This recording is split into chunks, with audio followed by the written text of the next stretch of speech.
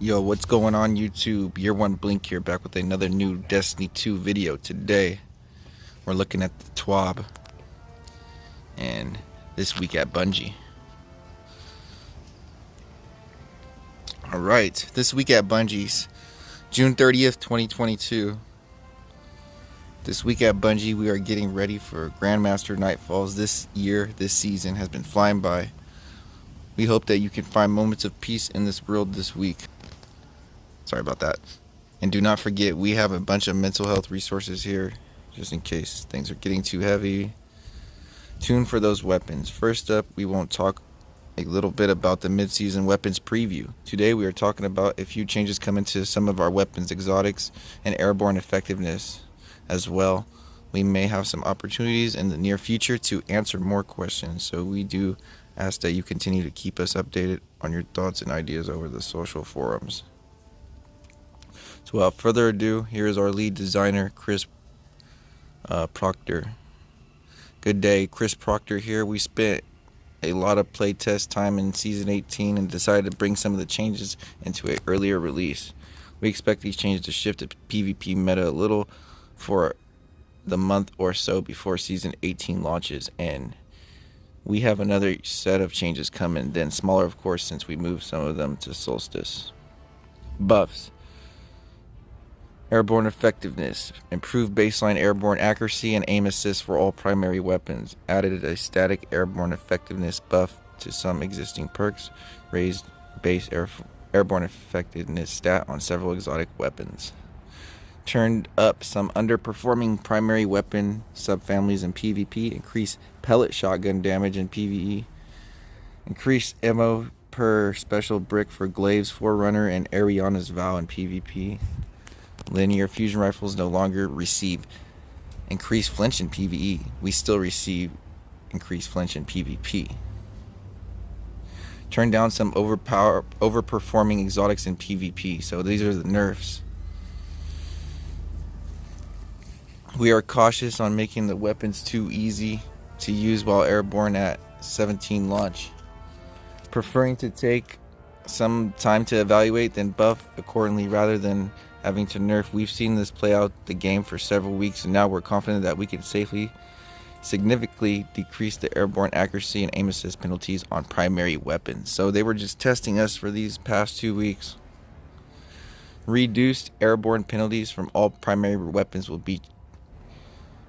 These changes are roughly equivalent to increasing the base stat by 15. You guys can read through this. Read through those stats right there. You're going to get a 40% on auto rifles, pulse rifles, scout rifles, submachine guns, hand cannons 20%, and sidearms 20%, bows with 30%. Reduce airborne aim assist penalties for above weapon types and change the stat scale provide for more benefit to each point. So reduce airborne auto aim, bullet bending, mouse and keyboard controller penalty by 20%. Reduced airborne magnetism, reticle stickiness controller only, penalty by 40%. Some perks now give a static AE stat buff in addition to other effects. Air assault plus 10, area of effect at all addition to plus 60 when at health is low. You guys can read through all that. That's nothing too crazy for me. Alright, weapon archetypes. Precision, 180 RPMs. Hand cannons have languished for quite a while, and we took some time to soften their time to kill in PvP. In playtesting, we find this makes them a lot more competitive, and particularly with 3 innate plus 25 bonus to AE. Increased body shot damage from 37 to 40. Crit moves from 57 to 60. Ooh, okay. Can now kill in 2 crit, 2 body against Guardians. Kills in 1.33 seconds and body shots. Auto rifles. Precision 450 RPMs.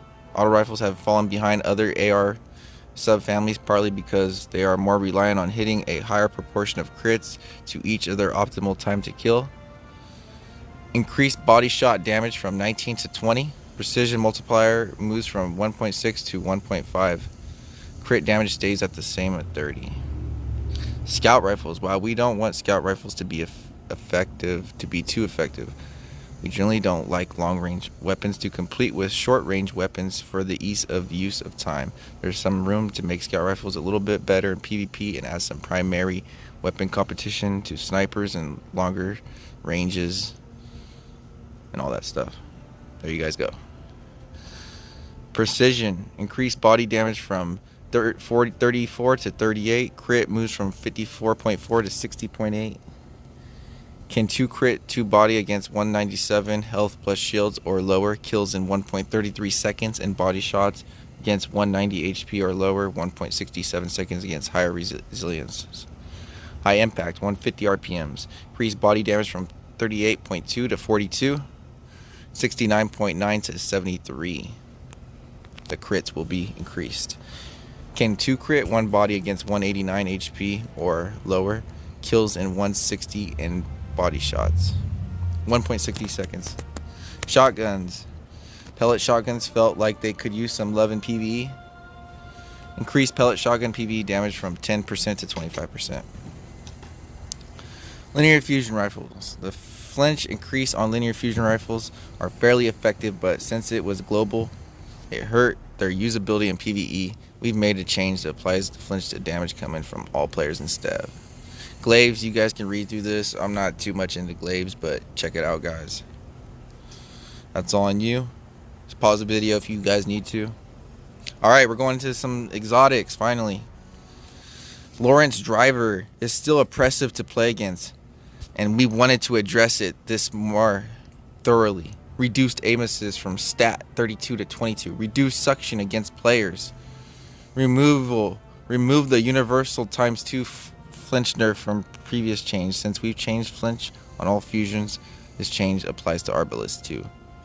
Gjallarhorn is too dominant as a heavy weapon in PvP and Gambit due to the proximity detonation, making it very easy to use. The Wolfpack rounds finishing Guardians, who should be far enough away to be safe. That's getting nerfed.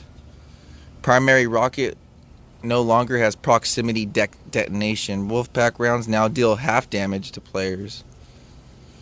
The last word has reached a usage level on controller where it is warranted some adjustments. With this change, it will be a little bit harder to land crits while hip firing, and it will be less deadly at extended range. Reduce hip fire precision aim angle by 50%. Precision aim angle dictates how far off the head you can aim, and still have aim assist grant you critical hits instead of body shots. Reduce damage at aim assist fall off distance by 3 meters. Wow. They nerfed one of my favorite guns in the game. Forerunner. We are getting a 3 ammo special brick in PvP, technically enough for a kill, but this was unforgiving. We bumped it a little, and at the same time was getting full ammo from a single brick PvE, which gave extremely high uptime. Increased ammo per special brick from 3 to 4 in PvP. Reduced ammo per special brick from max to 16. Ariana's Val was getting 1 ammo per special brick in PvP. Not enough for a kill.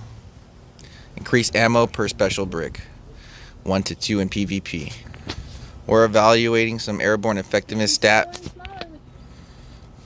We're evaluating the airborne effectiveness stat on all these weapons, keeping in mind that it can equip the Icarus mod and decide to bump several up to more competitive. Suros Regime from 23 to 31, Whisper of Worm from 9 to 20, Monte Carlo from 21 to 29, Forerunner from 22 to 27.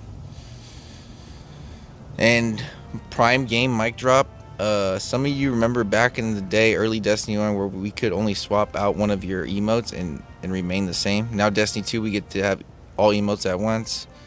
There you guys go, some Prime Gaming stuff. Pride Strike Team. If you guys represent that Pride. Ooh, we could get the Pride emblem now. There's the free code, guys. Yeah. There's the free code for the I don't know if it's a Pride emblem or I guess Stronger Together emblem. So yeah. To wrap up Pride Month, they're hooking it up with a free emblem. And that's basically it, guys. Thank you all for watching this movie of the week.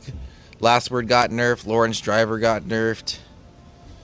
Gallahorn got nerfed. Those were the main things. Other stuff got buffed a little bit, hand cannons and things like that, auto rifles. But anyways, hopefully you guys enjoyed this week of Bungie 6-30 2022. Thank you all for watching. I really appreciate you guys. Please make sure you subscribe. It does help the channel grow. Leave a like, comment, anything helps, guys. Please, thank you, and have a wonderful day.